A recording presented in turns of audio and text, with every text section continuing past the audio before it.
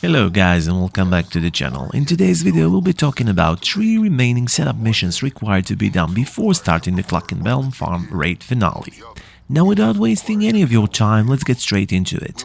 After stealing the train in the previous setup, you'll be able to choose between 2 setup missions now: Concealed Weapons and Hit and Run. Both these missions are revolving around getting necessary gear for the heist, and both involve 3 different gangs who will be sourcing what you need. You can choose to either go for weapons and armor or the ride, it doesn't change anything. I like to do preps orderly, so I went for the weapons first. So, the setup mission number 2, Concealed Weapons.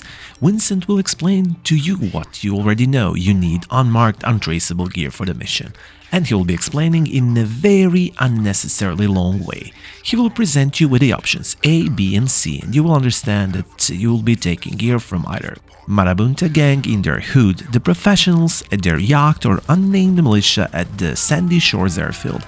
If you do all 3 in one run, you'll also get a award called All the Sides, but there will be no reward besides the badge. It took me about 25 minutes, both ride and fight off all 3 gangs, so do it just once if you want this badge unlocked. However, if you don't care that much about badges, which one is the right choice for you? Well, a little spoiler, you'll be able to do the finale stealthily with all these, cause there will be one silenced weapon in each of the stolen gear crates. The containing of Marabunta gang crate is following: compact rifle, combat pistol, which is silenced, mini SMG, crowbar and molotovs. Besides this, you'll be getting light armor and as a consequence, low stamina reduction.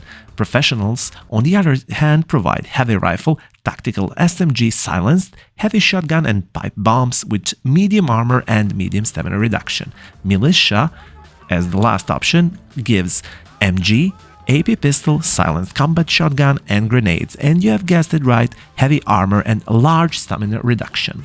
Now, which one to choose from, you might ask? I went with professionals gear without any prior knowledge, and I chose it because it appeared to me as the gear I would like to use the most, and I was not wrong. But all these options are viable and the choice comes down to your playstyle. Stamina is not a factor here in my opinion, because you won't be running much, so going with a heavy armor might come in handy in the later part of the heist finale. But I won't spoil it for you right now. For me, the best silenced weapon is tactical SMG, because you will be using silenced weapon for the largest part of the heist.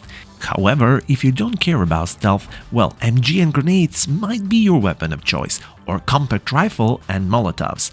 So to summarize, since now you know what each of the crates holds, it comes down to your playstyle and decision if you go silent or guns blazing. So after we have covered your gear, next mission is called Hit and Run, and while playing this you will visit these 3 gangs again, but now you will be stealing their rides. Again, you'll get an award if you do all 3 in one run, and this one is called Fly the Co-op. No reward, just a badge like the previous one.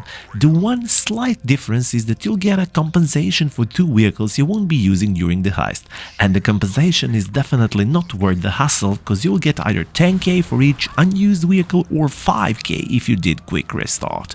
So don't bother doing this for money. Now, choice again comes down to personal preference, but this time I find one option to be better than the rest of the bunch.